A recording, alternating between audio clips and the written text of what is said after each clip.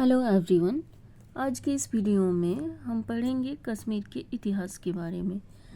कश्मीर में 3 वंशों के शासकों ने शासन किया: कालकोट वंश, उत्पल वंश और लाहौर वंश।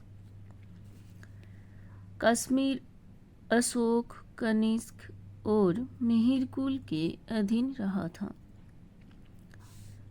अब हम एक एक करके तीनों वंश के बारे में जानेंगे। कालकोट वंश। कालकोट वंश की स्थापना दुर्लभ वर्धन ने की थी। तो कालकोट वंश की स्थापना किसने की थी? दुर्लभ वर्धन ने।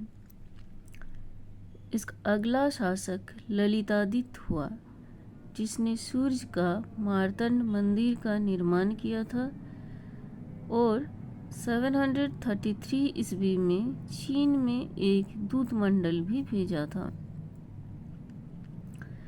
विनयादित्य जयापीड़ धर्म और कला का संरक्षक था। विनयादित्य जयापीड़ के दरबार में क्षीर, स्वामी, उद्भट, वामन जैसे विद्वान रहते थे। ललितादित्य के करारोपण पद्धति के कारण कालकोट वंश का पतन हो गया। तो कालकोट वंश की स्थापना किसने की? दुर्लभ वर्धन ने।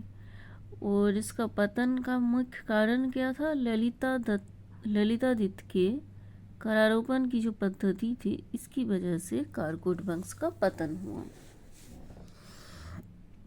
अब देखते हैं उत्पल वंश के बारे में। 855 ईस्वी में अवंती वर्मन ने उत्पल वंश की स्थापना किया। अवंती वर्मन का मंत्री सुत सिंचाई प्रबंध के लिए प्रसिद्ध था। अवंती वर्मन के दरबार में कवि रत्नाकर एवं आनंद वर्मन थे। अगला शासक शंकर वर्मन 855 to 902 ईस्वी के करारोपण प्रणाली के कारण विद्रोह हुआ, जिससे इसका पतन हो गया। उत्पल वंश का पतन भी करारोपण की वजह से ही हुआ। करारोपण की जो प्रणाली थी, जिसे शासक शंकर वर्मन ने लागू करवाया था, जिसके वजह से वहाँ पे विद्रोह हुआ। इस वंश का अगला शासक क्षेमगुप्त था। इसकी मृत्यु के बाद पत्नी महारानी दिद्दा ने शासन अपने हाथों में लिया। दिद्दा की गणना इतिहास के क्रूरतम महिला शासकों में होती है। अब नेक्स्ट है जो लाहौर वंश है। इस वंश का संस्थापक संग्राम राज था। अगला राजा हर्ष था। यह स्वयं महान विद्वान तथा कई भाषाओं का ज्ञात था। राजा हर्ष जो थे वो महान विद्वान थे और कई भाषाओं के ज्ञाता भी थे।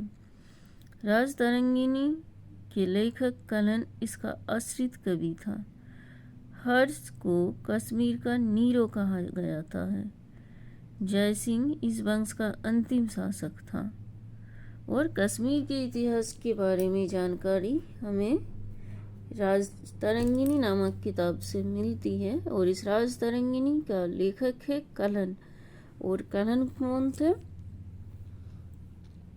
कल्हण राजा हर्ष के दरबार में आश्रित लेखक थे एवं कवि थे। Okay, thank you. That's all for today.